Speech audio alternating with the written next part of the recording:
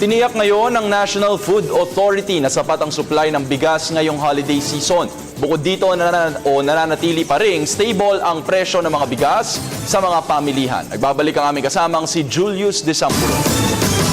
Tiniyak ng National Food Authority na sapat pa din ang supply ng bigas sa National Capital Region ngayong panahon ng Kapaskuhan. Ayon kay NFA Director Piolito Santos, tatagal pa ang supply ng bigas hanggang sa susunod na taon. Wala tayong problema. Yung stocks natin aabot pa nga ng next year.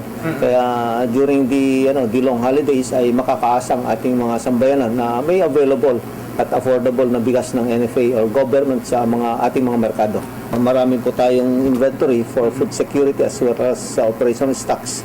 Meron tayong 1.4 million bags na sa bodega natin. Napaulat itong mga nagdaang araw ang pagtaas ng presyo ng ilang agricultural products gaya ng gulay sa mga pamilihan dahil sa pananalasa ng Bagyong Ruby. Pero sa bigas, siniguro ng NFA na walang naging pagtaas sa presyo nito. Sa katunayan na meron pa tayong pinakamababa na 36 pesos per kilogram. At meron din tayong 37, 38, 39 pesos per kilogram na talaga mas mababa pa kaysa noong mga nakaraang mga araw.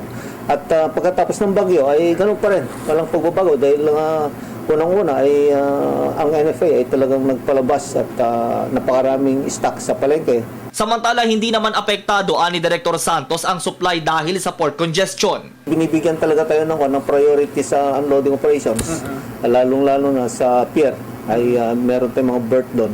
Kaya yung pag-unload ng ating mga bigas at yung mga truck ay hindi naman magkakaroon ng problema dahil tuloy-tuloy ang unloading operations natin papunta sa ating mga bodega.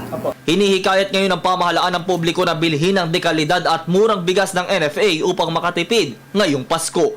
Para sa Telebisyon ng Bayan, ako si Julius D. Samburol.